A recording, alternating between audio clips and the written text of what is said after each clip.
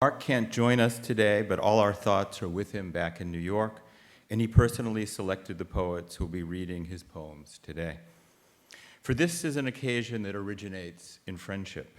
These poets for Mark, Mark for these poets, and the entire poetry community for this master poet. Few poets have so dominated and transformed the poetry of their time as Mark Strand. A poet of dark elegance, sly wit, and elusive interior music, as well as a gifted translator, art writer, and collagist. He is one of our essential makers, as over and over, from book to book, he steadily enlarges the possibilities of the modern poem. Looking back from the vantage of his new collected poems, one can now readily track the subtle ways his shifting styles, tones, dictions, and perspectives anticipated, created, and defined the poetry of our moment. As he moved from Sleeping with One Eye Open through Darker, The Story of Our Lives, The Continuous Life, Dark Harbor, and Blizzard of One, to cite just a few of his many resident titles. Along the way, he received all the proper honors, among them a MacArthur Fellowship, the Pulitzer Prize, and the Bollingen Prize, as well as the respect, admiration, and love of his fellow poets. I'm still very grateful to him for including early on one of my own poems in the volume of Best American Poetry he edited, but that's the kind of writer and generous literary citizen Mark is. Today's celebration is one of a series of recent occasions honoring Mark and his work. In October, there was a beautiful evening at the Poetry Foundation with Mark and his friend, the singer Renee Fleming, and another at the New School, co-sponsored by the Poetry Society of America, and now here today.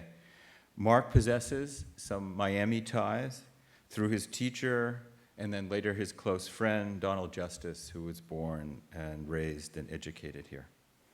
So as I say, Mark chose the poets who are reading today, and they are, in the order of their reading, Adam Fitzgerald, whose first book is called The Late Parade, Carl Phillips, recipient of the Kingsley Tufts Poetry Award, among many other honors, and author most recently of Silver Chest and The Art of Daring, Vijay Seshadri, who received the Pulitzer Prize for his latest book, 3 Sections, and Jorie Graham, recipient of the Pulitzer Prize, among numerous other honors, and her latest, From the New World, Poems 1976 to 2014, is forthcoming this February. As a way into today's program, I've been asked to read Mark's great poem, My Life by Somebody Else, from his 1970 book, Darker. My Life by Somebody Else. I have done what I could, but you avoid me. I left a bowl of milk on the desk to tempt you. Nothing happened. I left my wallet there, full of money. You must have hated me for that. You never came. I sat at my typewriter naked, hoping you would wrestle me to the floor. I played with myself just to arouse you. Boredom drove me to sleep. I offered you my wife. I sat her on the desk and spread her legs. I waited. The days drag on. The exhausted light falls like a bandage over my eyes. Is it because I am ugly? Was anyone ever so sad? It is pointless to slash my wrists. My hands would fall off. And then what hope would I have? Why do you never come? Must I have you by being somebody else? Must I write my life by somebody else? My death by somebody else? Are you listening? Somebody else has arrived. Somebody else is writing. So next up is Adam Fitzgerald. Thank you. Thank you so much for that introduction, and thank you guys so much for being here, and for all of the poets for agreeing to read to celebrate, I think, an extraordinary occasion, the collected poems of Mark Strand. I think it's a tremendously varied book of poems, much more so than I realized having read all the books individually. And I think Mark is just such a special poet. There's few contemporary poets, I feel like, who truly, you can say there is such a thing as the Strandian or the Strand-esque. His name has really become such an adjective for the signature style of his work, and I'm going to read some of his most well-known poems just to begin today. I'm a little intimidated because anyone who's ever seen Mark Strand read knows how inimitable and powerful that voice is. But I'm going to try and do it justice. And the first poem I'm going to read is called, sorry, just finding my page, Keeping Things Whole. In a field, I am the absence of field. This is always the case. Wherever I am what is missing. When I walk, I part the air, and always the air moves in to fill the spaces where my body's been. We all have reasons for moving. I move to keep things whole.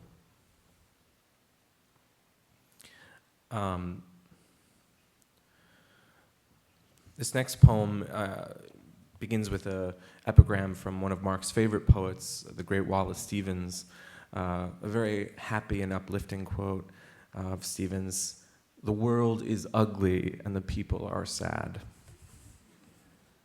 No one in this room, of course, that applies to. The way it is. I lie in bed, I toss all night in the cold, unruffled deep of my sheets and cannot sleep. My neighbor marches in his room, wearing the sleek mask of a hawk with a large beak. He stands by the window. A violent plume rises from his helmet's dome. The moon's light spills over him like the milk, and the wind rinses the white glass bowls of his eyes. His helmet in a shopping bag, he sits in the park waving a small American flag. He cannot be heard as he moves behind trees and hedges, always at the frayed edges of town, pulling a gun on someone like me. I crouch under the kitchen table, telling myself I am a dog. Who would kill a dog? My neighbor's wife comes home. She walks into the living room, takes off her clothes. Her hair falls down her back. She seems to wade through long, flat rivers of shade. The soles of her feet are black. She kisses her husband's neck and puts her hands inside his pants. My neighbors dance. They roll on the floor, his tongue in her ear. His lungs reek with the swill and weather of hell. Out on the street, people are lying down with their knees in the air. Tears fill their eyes. Ashes cover their ears. Their clothes are torn from their backs. Their faces are worn. Horsemen are riding around them, telling them why they should die. My neighbor's wife calls to me. Her mouth is pressed against the wall behind my bed. She says my husband's dead. I turn over on my side, hoping she has not lied. The walls and ceiling of my room are gray. The moon's color through the windows of a laundromat. I close my eyes. I see myself float on the dead sea of my bed, falling away, calling for help. But the vague scream sticks in my throat. I see myself in the park on horseback, surrounded by dark, leading the armies of peace.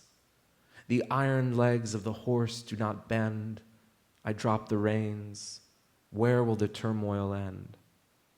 Fleets of taxis stall in the fog. Passengers fall asleep. Gas pours from a tricolored stack. Locking their doors, people from offices huddle together, telling the same story over and over. Everyone who has sold himself wants to buy himself back. Nothing is done. The night eats into their limbs like a blight. Everything dims. The future is not what it used to be. The graves are ready. The dead shall inherit the dead.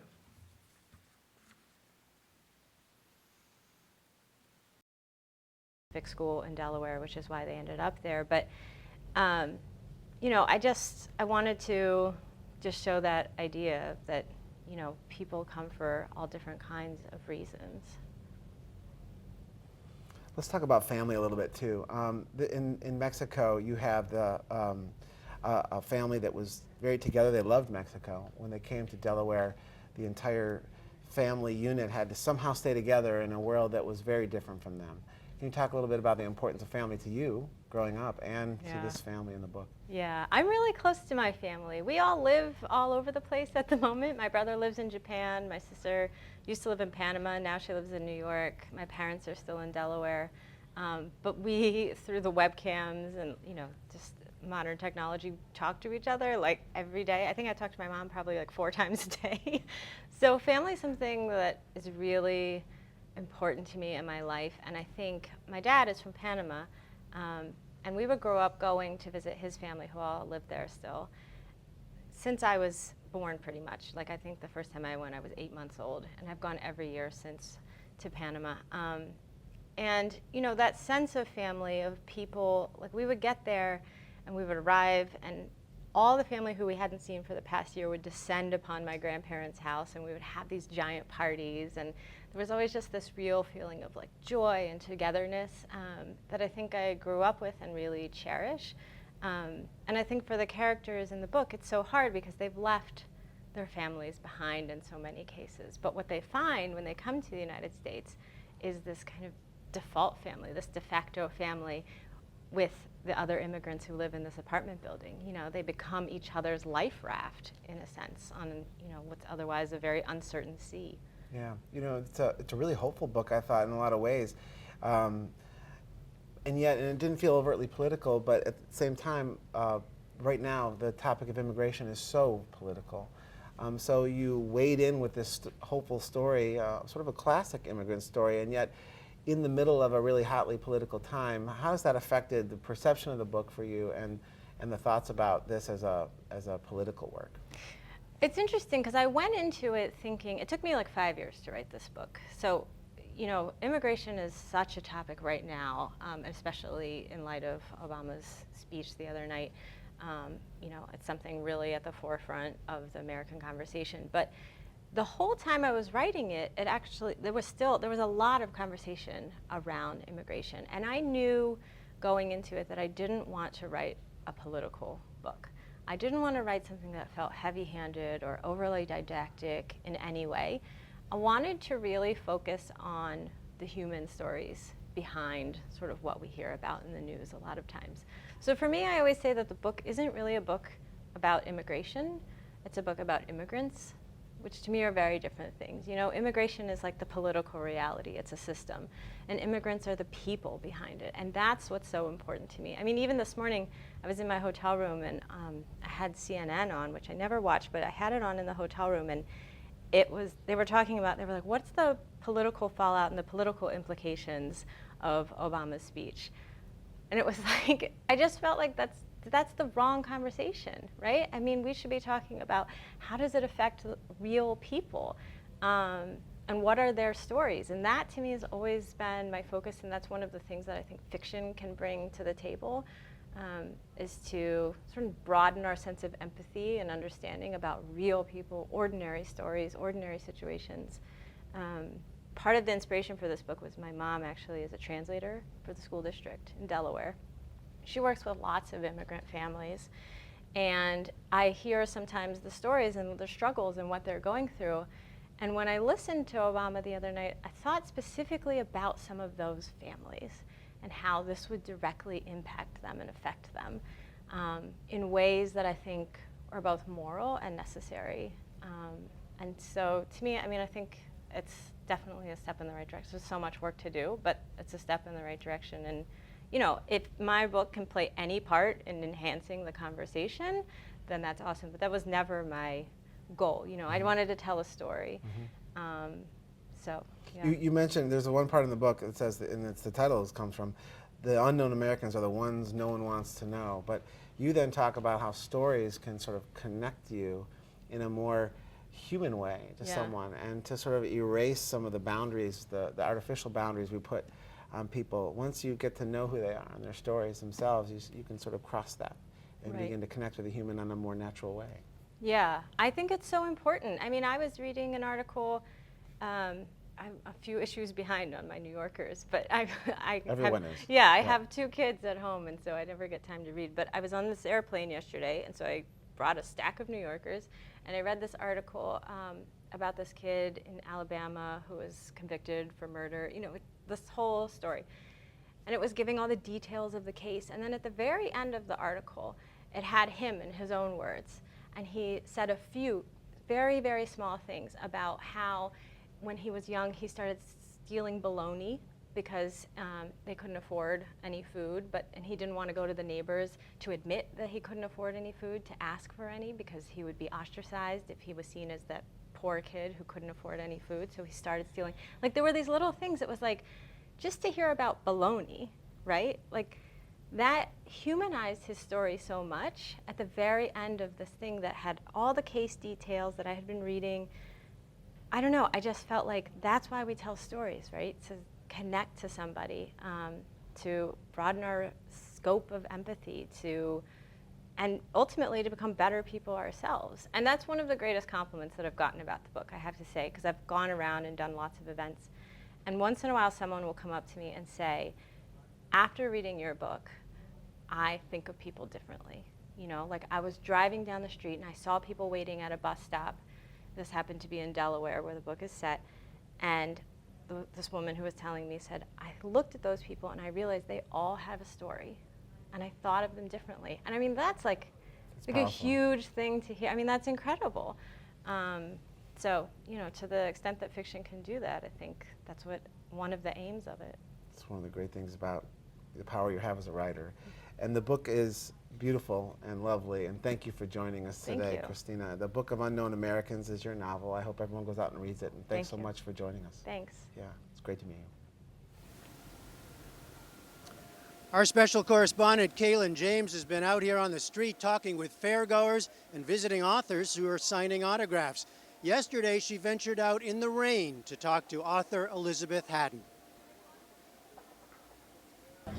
It's a little rainy outside, but it hasn't dampened anyone's spirits, because here at the book fair, one of the best things about it is the street fair, where you can meet some of your favorite authors and even get a book signed. Some like Elizabeth Haddon. Hi, Elizabeth. Hello, hi. Very good to see you. Good to see you too. Is this your first time at the International Book Fair? You know, it is my first time, and I just love it. It's amazing. I've read about it for years, but it's the first time that I've been able to actually come. Well, what's the most exciting part about all of this for you?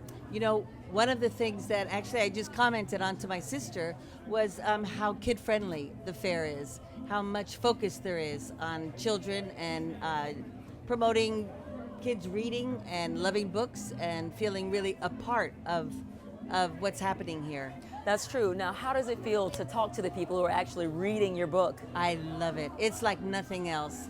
To get a feel for my readers face to face it's like nothing else. And what do you think you'll take away from this experience?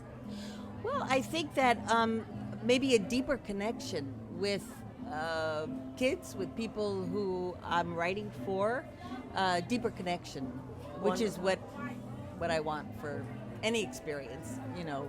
I agree 100%. Thanks so much for talking to us. Very good to talk to So it's all about making those deep connections, coming out to the book fair, whether you're an adult or a child. They have something for everyone.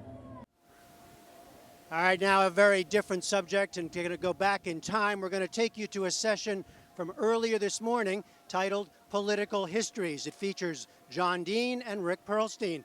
Both authors have recently written books on President Nixon and circumstances surrounding the Watergate scandal. I'd also like to acknowledge the friends of the book fair, and I see so many of you are here today. Thank you for your continued support.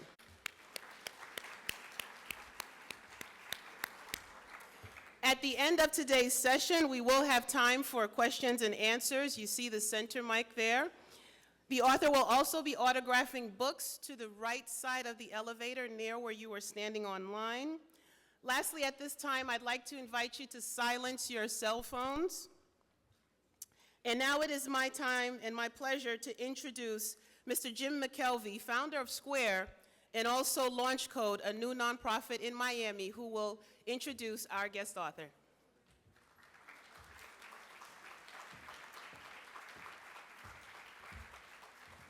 Thank you. Thank you. They gave me a script, and they just gave me permission to deviate from it. So that's what I'm going to do. I first met Walter Isaacson about a month ago in Washington, D.C., and he gave me a copy of his new book. And I was really excited because I love coming home from trips with something for my wife. And I got home, and I was like, honey, I've got a copy of Walter's new book, because I knew she was a big fan, and she's like, well, now we have 2 copies, because she'd gone out and bought it that afternoon. It is a spectacular book, and if you haven't read Walter Isaacson, it's a joy to read him, because he connects us with the devices that connect our lives. These days, every one of you is carrying around something that has dozens and dozens of independent technological streams that have all merged together to give us the connectivity that we just assume today. Walter is the best person I know at explaining the connections that lead to the things that change our lives. And in his new book, The Innovators, How a Group of Hackers, Geniuses, and Geeks Created the Digital Revolution, Walter strings together not just the hero stories, but the stories that you wouldn't hear, because these things are not made by individuals. And Walter does a phenomenal job of explaining how the teamwork involved and the history is exciting and riveting. And now I will just go back to my script for one thing, which I could not say better. I'm going to quote Salon.com, which said, if anyone in America understands genius, it is Walter Isaacson.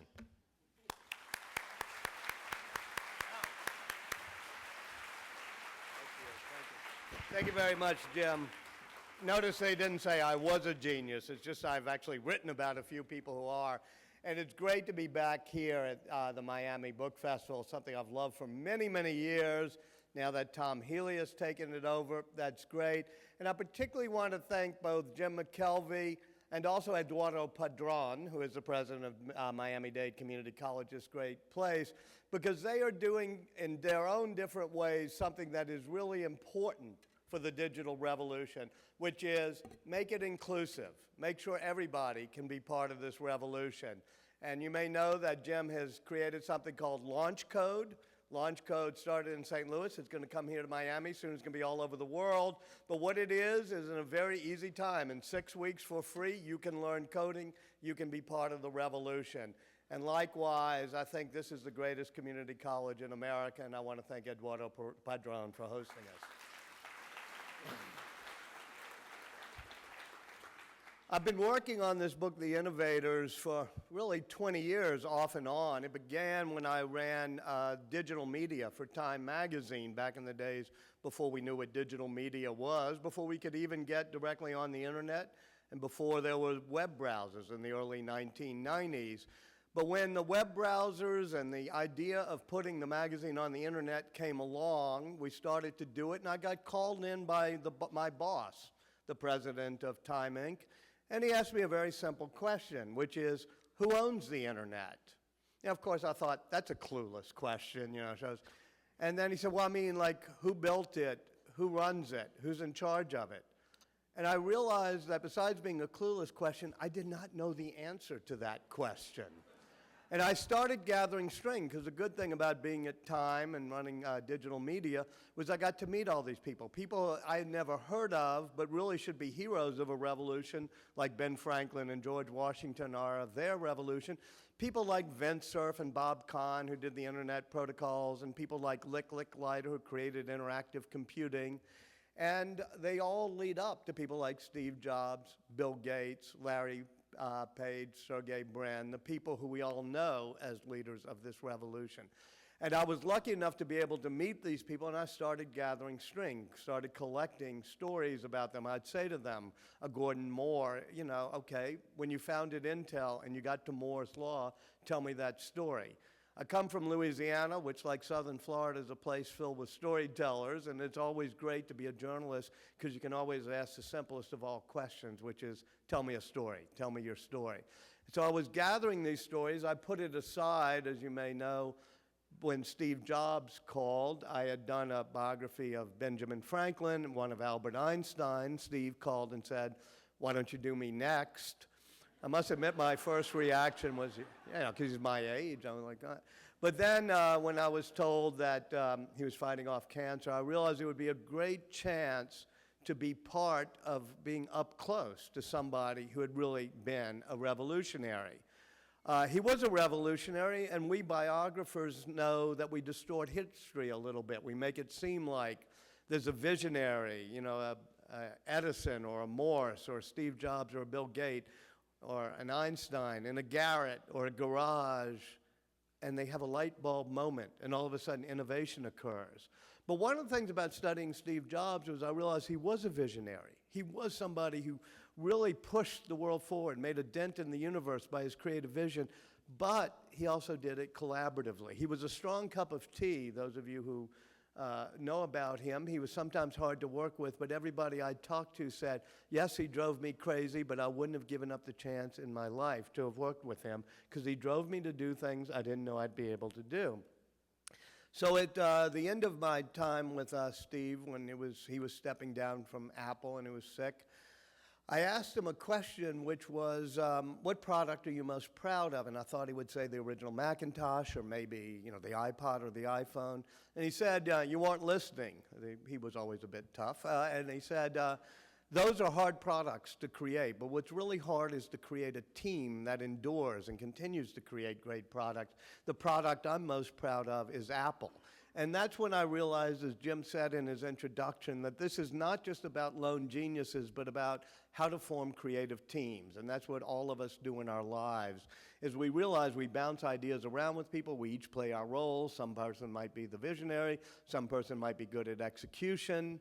And, you know, vision without execution is just hallucination. So you need to put these people together. You need to put Steve Jobs and Steve Wozniak with also a whole lot of engineers who can build the Mac or create Apple. And so that was the first lesson I learned. The second lesson I learned from Steve Jobs was when I had my first long walk with him. And we talked about the fact that he was a humanities kid, as he put it, growing up. He loved the arts. He loved literature. He loved novels. He said, but I was also an electronics geek, and I thought that was strange. And I kind of related to that, not that I'm Steve Jobs, but I was one of those kids who soldered Heathkit radios and made ham radios, you know, WA5, John Thomas Peter, and knew how to make circuits and use a soldering iron and not mess things up too much. But I was basically a humanities kid. And he said, I learned from reading something that Edwin Land said, that the people who stand at the intersection of the arts and the sciences are going to be the place where creativity occurs. That's what we're learning in our education today. It's not just about STEM, it's about humanities and the arts, but also those of us in the humanities and the arts ought to make sure that we understand the technology so we don't cede that ground to the engineers. So by that point, I had a framework for the book, and my daughter, who was then about whatever it is you're applying to college, 16 or 17. She was applying to college, and being the type of parents my wife and I are, we thought we were supposed to be involved with this process. We were supposed to hover and say, what are you writing your entrance essay about? Can we read it? Aren't we supposed to edit it? And she, being the type of daughter she was having none of that. And one day she just came down and said, I've done it. I said, what did you do? And she said, Ada Lovelace. And I said, remind me again? She said, yeah, Ada Lovelace, Lord Byron's daughter. She was the first computer programmer. And I realized that she was a good frame for the book I was trying to write. Because Ada Lovelace, which is where the book begins and where the book ends, was, as I said, Lord Byron's daughter. And in the early 1800s, she is growing up with a poetical streak because her father is a great romantic poet. But her mother, Lady Byron, is a mathematician, and her mother does not want Ada to grow up to be like her father. Those of you who know anything about Lord Byron would know that Lady Byron at that point thought he was too much of a romantic poet. He had wandered off, never to be seen again.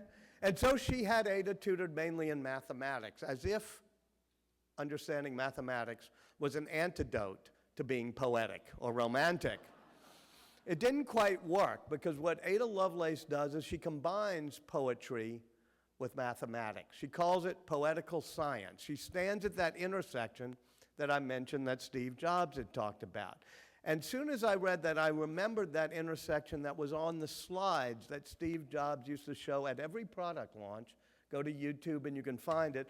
And on the screen behind him, when the product launch was over, there'd just be a street sign that said liberal arts technology. And he would say, that's where we stand at Apple, at that intersection.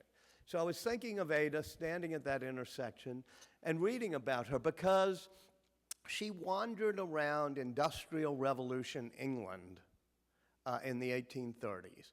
And she saw the mechanical looms that were using punch cards to do beautiful patterns. They were mechanized looms. Her father, Lord Byron, was a Luddite. And I mean that literally. His only speech in the House of Lords was defending the followers of Ned Ludd, who were smashing the mechanical looms on the theory that the technology was putting creative people out of work. Back then in the 1830s, they thought that technology would put people out of work. They were wrong then.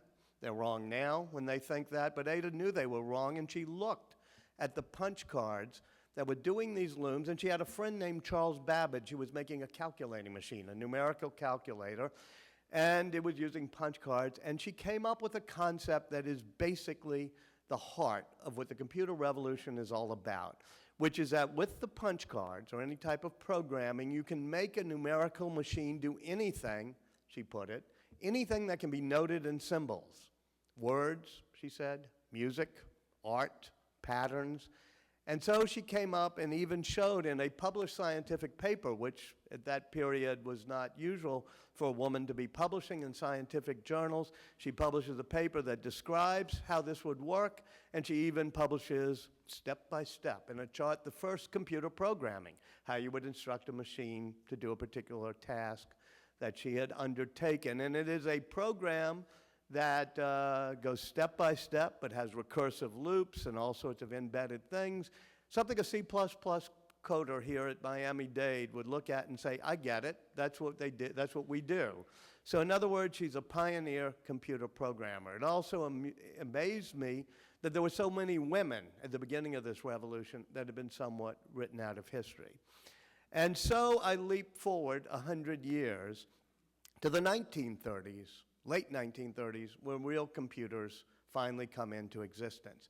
And to me, this is the beginning of a revolution, but it's like the Industrial Revolution because two things happen.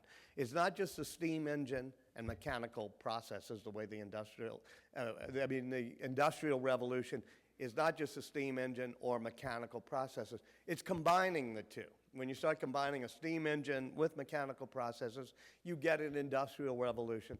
And what happened for the digital revolution was the combination of computers with networks, the personal computer and the internet eventually. And to me, it was a true revolution. And I realized I had been writing about revolutions in the past. I wrote about the scientific revolution, certainly the American Revolution we all know about, and I did Benjamin Franklin because I felt you should know the heroes of that revolution, because if you want to understand the values of America, where we're coming from and where we're going, it helps to know how our founders got us started. And yet there was no real history of the digital revolution. There was nobody who had sort of tried to tie it all together and say, here are the unknown heroes of that revolution. I got an email about an hour ago from a friend of mine I went to college with who had read the book, and he said, you know, you're writing the history of our generation just like other people wrote the history of, Vietnam or World War II or the Depression generations, because the history of our generation, the revolution of our generation, was not political, not military. It was a digital revolution. And so I leaped to the 1930s, having set it up with Ada Lovelace, and you get to an amazing character who you're going to learn a lot more about next week, because I wanted to take him out of the shadows of history. His name is Alan Turing. So I worked very hard to take him out of the shadows of history, but next week Benedict Cumberbatch is playing him in a movie, and so we'll do it 1,000 times better than I'll be able to do. And it's a really cool movie called The Imitation Game. And what Alan Turing did was threefold. First of all, he loves history. He understands Ada Lovelace. He builds on Ada Lovelace and the notion of a general-purpose computer because he has to solve a very complicated math problem. And as much as I love math, I won't burden you with the problem, except for it's somewhat related to Gödel's incompleteness theory. How do you figure out whether things are provable or not in math? And he wants to figure it out, and he does a mechanical process to do so. And to do it, he comes up with the concept of a machine that can compute any logical sequence. He calls it a logical computing machine. It's basically universal. It can do anything. He uses it to solve the math problem, but frankly, the math problem, except for a few math geeks here, is not the more important part. The more important part was this concept of the universal or total logical computing machine that could do anything. That's Alan Turing's contribution. Then he goes to Bletchley Park, England, secretly, where they're trying to break the German wartime codes. And there he works. He's very much a loner. He's a long-distance runner. When he got sent off to boarding school, his parents had gone to India in the Foreign Service. He's left alone. He rides his bicycle for 2 days to go to boarding school. At boarding school, he discovers that he's gay, has a crush on a boy there who then dies of tuberculosis. So by the time Alan Turing gets to Bletchley Park, he's quite a loner and feels like the outsider. But he learns, as I was saying at the very beginning, it's all about collaboration, all about teamwork. He's got to have people who have his back if he's going to do these things. And so what they do is they break the German wartime codes, which may have done more than anything else to help us win World War II. And finally, coming out of it, because he's wrestled with this question, both of his homosexuality, free will, are we programmed, or we are who we are because we're like machines that are pre-programmed, or do we have free will? He wrestles with what he calls Lady Lovelace's objection, because Ada Lovelace, at the end of her paper saying machines can do everything and anything, had a caveat. She said, the one thing they won't be able to do is have imagination. They won't be able to originate thought. Machines will never think. Machines are different from humans. Alan Turing says, how would we know that? How can we test that? Alan Turing is wrestling with this notion. Are we fundamentally different from machines? So Alan Turing comes up with what he calls the imitation game. As I said, it's the name of the movie. We now call it the Turing test, but it's simply a way to decide whether or not a machine is thinking. You take a machine and you put it in a different room with a human. You send in questions, and if after a while you can't tell the difference between the answers coming back from one side and the answer coming back from the other side, you can't tell which is the machine and which is the human. He says that there's no reason to believe that a machine isn't thinking. Now, if you're in the philosophy department, you can argue all about consciousness and whether or not that's a good test, but it has become the defining test of machine learning and artificial intelligence of the digital age, and it sets up two strands of the digital revolution. The people like Ada Lovelace who believe that the point was to connect humans and technology, humanities and science, that the imagination and creativity of us humans connected to the processing power of machines would each augment each other, and that partnership, the symbiosis as she called it, would always be stronger than machines alone. And those who believe in the quest, and you'll have them here on the stage at some point, of artificial intelligence and believe we're going to have robots that'll not need us anymore and be smarter than us, and there'll be a singularity and we'll all be useless. I tend to be an optimist. I'm on Ada's side. I believe that the combination of humans and machines has always been more powerful than the quest for strict or pure artificial intelligence. I don't know what will happen in the future, but I always know that ever since Alan Turing wrote the imitation game paper, people have said, in 20 years, we'll have artificial intelligence. You can read that in any story in the New York Times in the 1950s, and you can go to the very beginning of this year, and it still says, in 20 years, there's going to be neuromorphic chips, and they'll bring us artificial intelligence. There's a wonderful guy in my book, well, I'll get to in a moment, named J.C.R. Licklider. Licklider said, maybe so, but in the meantime, why don't we connect ourselves more closely to our machines, because that's going to be more useful. So all the data points we have of the 60 years or so of the digital revolution has been that the combination that Ada envisioned of the humanities and technology, of humans and machines, has always proved more fruitful than the quest for pure artificial intelligence. Now, Alan Turing's own life, in some ways, is tragic, heroic, and somewhat of a reminder that maybe we aren't machines. After he does the imitation game, he debates it with people. People keep saying, you know, that's not how it works. You have to have consciousness. You have to have impulses. You have to have sexual desires to be a human, whereas a machine wouldn't have that.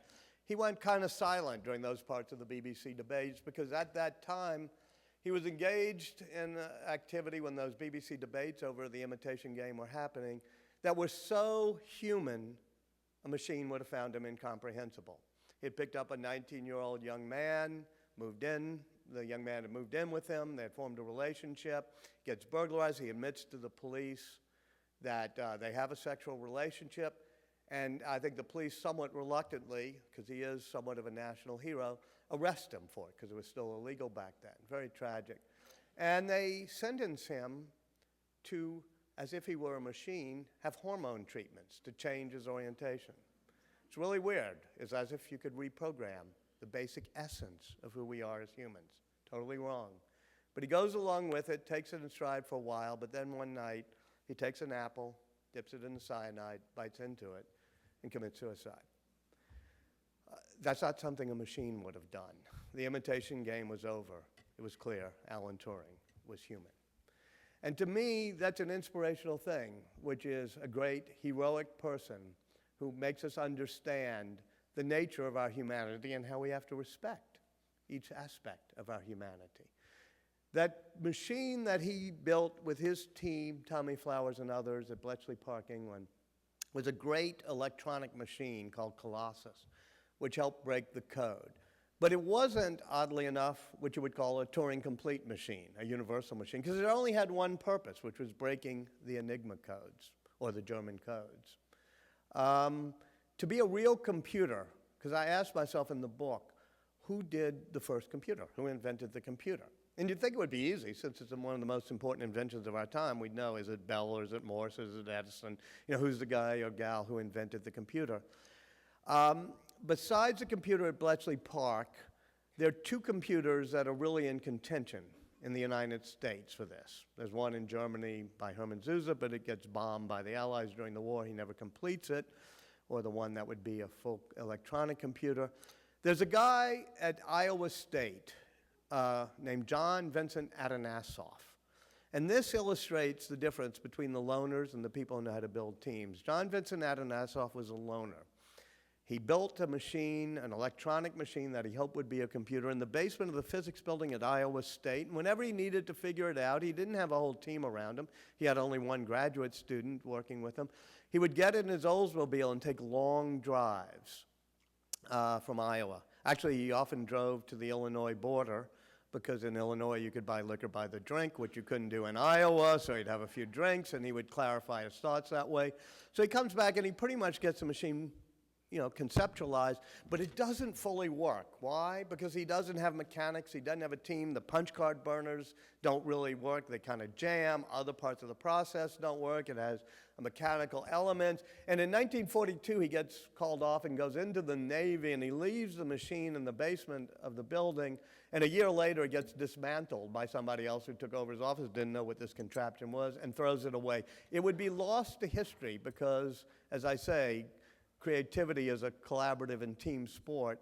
Had it not been for the other person, who I actually think is the foremost visionary of the computer in America, and somebody you probably haven't heard of, but I think is an exemplar of what the digital revolution was about, a guy named John Mauchly, who from Washington, D.C., was part of that crowd of people who loved sharing ideas. He was part of the Smithsonian and their nighttime things. He was part of the Carnegie Institute. He loved going to wood panel buildings and book festivals and everything else. We could be around and listen to people and share papers. So he goes around trying to figure out, how do I make a computer? And he visits Bell Labs. He goes to the 1939 World's Fair and sees things.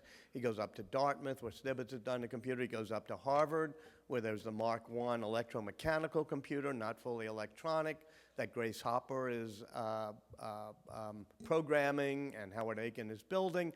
And he even hears about this guy, John Vincent Atanasoff, out in Iowa. So Mauchly takes his poor 9-year-old kid and puts him in a car and drives all the way out to Iowa to State to visit this computer.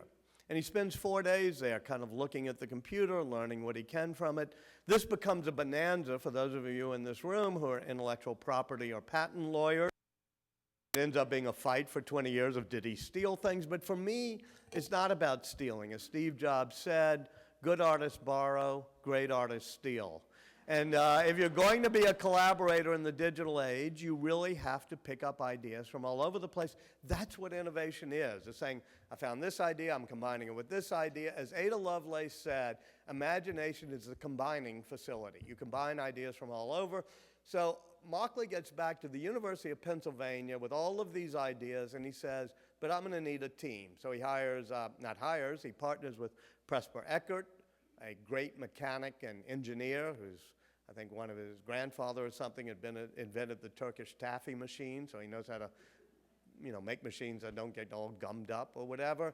There are all sorts of mechanics. There are people who do information theory helping them, and there are actually 6 great women mathematicians who are there to program it, just in the tradition of Ada Lovelace. They were great women mathematicians because one of the things that surprised me, Grace Hopper, for example, who was doing this at Harvard, got her PhD in math from Yale. And it stunned me to know that more women got PhDs in math in the 1930s than a generation later, both in proportion and absolute numbers. It was before women were told that they didn't know how to do math. And so they are at the forefront of this revolution. And what they do is the programming.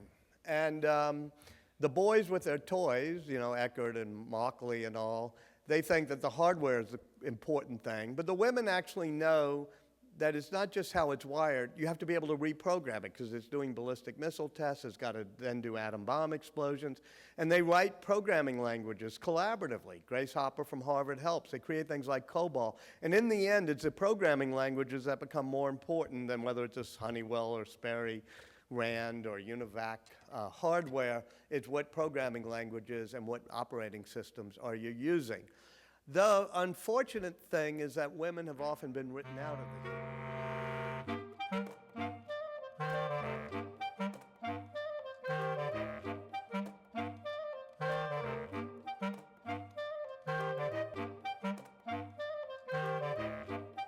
Hello, Caitlin Doty. It's nice to see you. Your book is Smoke Gets in Your Eyes and Other Lessons from the Crematory. Welcome, first of all. Yeah, thank you so much for having me. Yeah, it's great to have you in Miami at the Miami Book Fair. There's so much energy out there. I want to start with your book. You have a very unusual view of death, or at least unusual for American standards. Can you tell us a little bit about how that all started for you? Yeah, my view is that I think we should be much more intimate with the process of not only dying, but with the dead bodies. So thinking about back 100 years ago, the family took care of the dead body. It was in the home, you washed it, you shrouded it, you were there, and then you took it to the cemetery. But now we have professionals who come in and take it away immediately and do who knows what behind the scenes, and we don't really get to see it or the person as they actually were. And so my contention is that we need to bring the dead body back into rituals and into the family. So you're a mortician yourself. I am a mortician myself. Yeah, and yes. so how have people responded to that? I mean, we have different customs. In every country they're different. But how has people in your world responded to your views about how we should look at death? Well, not everybody who's in the mortuary or death industry with me loves it all that much, because the things that the industry is built on, embalming and the taking of the body away for professionals to handle it, that's how they make money. And it's hard for them to accept me saying, oh, the family can take care of it themselves. But the general population seems to be really, really responding to it, and it's filling a need for something that they want in their own lives and their own deaths. You have a really unusual sort of approach to it. You have a blog, and there's some cheery pictures of you at the crematorium with the cremation machine sort of poking at something unnamed in there, and it's obviously could be unsettling to a lot of people, but that's your whole idea. Your whole idea is to kind of disrupt to some degree the funeral business, which you're a part of. Yeah, well, it's a tiny line between being over the top and disrespectful, but then also trying to be funny, because I think humor really brings people in. Because if I just had a website and a book that said, people die, it's very sad, and it's like the falling leaf, we have a lot of that already. What we don't have is someone being very frank, very open, and even humorous about what goes on after death. Mm-hmm. And you have had this fascination with death for a long time, your whole life. Can you tell us where that started? Well, I witnessed a traumatic death when I was younger, and ever since then I was terrified of death when I was young. And some of what I do now, working in the death industry, doing this advocacy is to try and fix that young girl a little bit, which a lot of us, I mean, we all kind of are trying to fix our childhoods, right? But for me, it's that fear of death and saying, as an 8-year-old, why was I so terrified? Why did I live in a culture that didn't support me at all? And you've written, as you've sort of come out and found your way into this world, it seems very natural to me as I read your book and thinking about, yes, this is exactly where you belong. You write, though, about the idea of death denial, something that you've never had a problem with. It's sort of been a beautiful experience to you. But in America especially, why American? Why do we have such a trouble with the idea of death? A couple things. First of all, we're optimists, right? So don't let any bad, we say that grief is pathologized. We say don't grieve for too long. Even though that was your husband, you get about 2 weeks before you have to be over it and looking for a new husband or moving on. And we're an optimist to the point that we're not allowing ourselves to fully face death and fully face grief. And then the other thing is the professionalization of death. The medical industry took the dying people out of the home, and the funeral industry took the dead person out of the home. So we just don't see dying or death anymore. So it's easy to deny it when we only see it on television. You mentioned the business of dying and the business of funerals. What is your stance on embalming? Embalming is not my favorite thing. I think that everybody should absolutely be able to pick what they want and makes them comfortable with death. Embalming is a chemical preservation of the corpse, and in most cases it's not necessary. It's billed as for sanitation and for public health. That's not really what it's for. It's for preserving the